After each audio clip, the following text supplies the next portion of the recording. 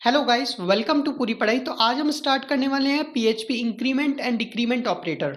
ये ऑपरेटर आपकी वैल्यूज को इंक्रीमेंट और डिक्रीमेंट करने के लिए काम में आते हैं। मेनली ये 4 टाइप के होते हैं: pre increment, post increment, pre decrement, post decrement.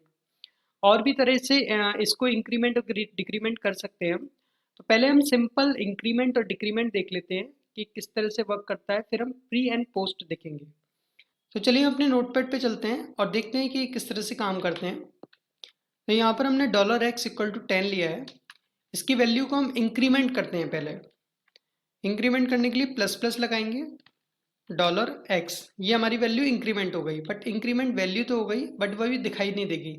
तो इसके लिए हम क्या करा सकते हैं, इसको एको कराएंगे, एक सेव कराएंगे। सेव करने के बाद इसे हम रिफ्रेश करते हैं। रिफ्रेश करने के बाद जो वैल्यू आ रही है वो हमारी आ रही है 11, बट हमने तो यहाँ पे 10 लिखा था, तो ये 11 इंक्रीमेंट होके आ गई है। ठीक है, अब इसको हम क्या कर सकते हैं, जैसे कि हमने यहाँ पर इंक्रीमेंट किया इस वैल्यू को, जैसे हमने इंक्रीमेंट कर दिया और फिर से इंक्रीमेंट कर दिया। तो पहले हमने यहाँ पे इंक्रीमेंट कर दिया, फिर यहाँ पे इंक्रीमेंट कर दिया, फिर उसके बाद हम यहाँ पर इंक्रीमेंट कर रहे हैं। तो वैल्यूज़ कितनी होनी चाहिए, 13 होनी चाहिए। तो 13 वैल्यूज यहाँ पे आ चुकी है। ठीक है, तो इस तरह से हम इंक्रीमेंट कर सकते हैं और इसी तरह से हम इसको डिक्रीमेंट कर सकते हैं माइनस माइनस के साथ। जो 10 वैल्यू थी हमारी वो 9 हो गई। ठीक है, ये तो हमारा हो गया सिंपल इंक्रीमेंट और डिक्रीमेंट। अब हम प्री इंक्रीमेंट और पोस्ट इंक्रीमेंट देख लेते हैं। इन दोनों में डिफरेंस क्या है। यहाँ पे आप देखेंगे कि प्री इंक्रीमेंट में लिखा हुआ है डिस्क्रिप्शन में, increment $x/1 then return $x। पहले वो इंक्रीमेंट करेगा वैल्यू को, फिर उसके बाद रिटर्न करेगा। ठीक है, और पोस्ट इंक्रीमेंट में क्या लिखा हुआ है, पहले वो रिटर्न कर देगा वैल्यू को, जो जो वैल्यू होगी उसको रिटर्न कर देगा, उसके बाद इंक्रीमेंट करेगा उस वैल्यू को। ये भी देख लेते हैं, दोनों चीज़ें देख लेते हैं।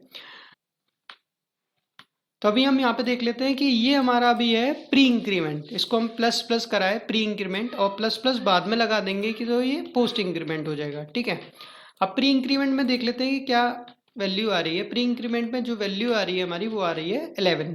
ठीक है, और पोस्ट इंक्रीमेंट में जो वैल्यू आ रही है वो क्या आ रही है, वो देख लेते हैं, वो आ रही है 10। अब 10 क्यों आ रही है, अब पोस्ट इंक्रीमेंट में वो क्या कह रहा है कि पहले वैल्यू को रिटर्न कर देगा, पहले वैल्यू को रिटर्न कर देगा। उसका मतलब क्या है कि जो एको है उसके पास क्या वैल्यू आएगी, एक्स की वैल्यू आएगी, फिर उसके बाद वो क्या करेगा, प्लस प्लस करेगा, मतलब कि उसको इंक्रीमेंट करेगा। ठीक है, अब जैसे कि ये पोस्ट इंक्रीमेंट है, इसकी जो वैल्यूज आ रही है करंटली वो कितनी आ रही है, 10 आ रही है। ठीक है, और अभी हम एको करवा के इसको $x कराएंगे, तो इसकी वैल्यू कितनी होनी चाहिए, यहाँ पे वैल्यू होनी चाहिए इसकी 11। तो ये 11 वैल्यू आ रही है। ठीक है, अभी हम हर बार इसको प्रिंट कराएंगे ना, तब भी 11 वैल्यूज ही आएगी हमेशा। ठीक है, तो ये वैल्यू जो है वो यहाँ पर वैल्यू रिटर्न कर दिया एको को, उसके बाद इसने पोस्ट इंक्रीमेंट किया। ठीक है, इसी तरह से ये डिक्रीमेंट में वर्क करता है, ये पोस्ट डिक्रीमेंट है। ठीक है, अब इसको हम सेव कर देते हैं। इसकी वैल्यू हमारी क्या आनी चाहिए, इसको हम हटा देते हैं फिलहाल। इसकी वैल्यू हमारी क्या आनी चाहिए, इसकी वैल्यू हमारी आनी चाहिए 10। ठीक है, क्योंकि ये बाद में डिक्रीमेंट करेगा, इसकी वैल्यू हमारी 10 आ रही है।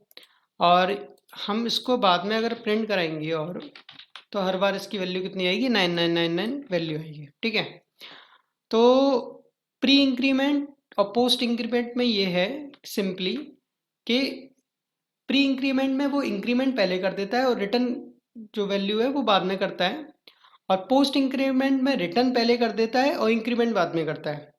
तो ये डिफरेंट डिफरेंट सिचुएशंस में काम में आते हैं आपके। और जो ये इंक्रीमेंट और डिक्रीमेंट्स हैं, जैसे कि आपको जैसे लिखना है 1 2 3 4, इस तरह से वैल्यूज प्रिंट करानी है, या फिर 100 200 400 ये वैल्यूज प्रिंट करानी है, तो आप इंक्रीमेंट करेंगे एक एक करके वो वैल्यूज प्रिंट होती रहेंगी। आगे चल के हम लूप पढ़ेंगे, तो उस लूप में उस लूप में हम क्या करेंगे कि वैल्यूज को इंक्रीमेंट कराएंगे, एक एक करके इंक्रीमेंट कराते जाएंगे, तो वैल्यूज हमारी 1 2 3 4 इस तरह से प्रिंट होती चली जाएंगी। और इसी से हम 2 का टेबल भी लिख सकते हैं, 2 है, 4 है, 6 है, 8 है। ठीक है, इस तरह से कर सकते हैं। और भी हम बहुत सारी चीज़ें इससे कर सकते हैं। तो फ्यूचर में आने वाली वीडियोस में हम चेक करेंगे कि किस तरह से और अच्छी तरह से वर्क करता है, और हम एक प्रोजेक्ट भी बनाएंगे, तब हम इसको और अच्छी तरह इम्प्लीमेंट करेंगे। आई होप आपको इंक्रीमेंट और डिक्रीमेंट ऑपरेटर समझ में आया होगा। Thank you guys, meet me on a next video, तब तक के लिए good bye. Your feedback is valuable for all, so please comment, like, and share with your friends.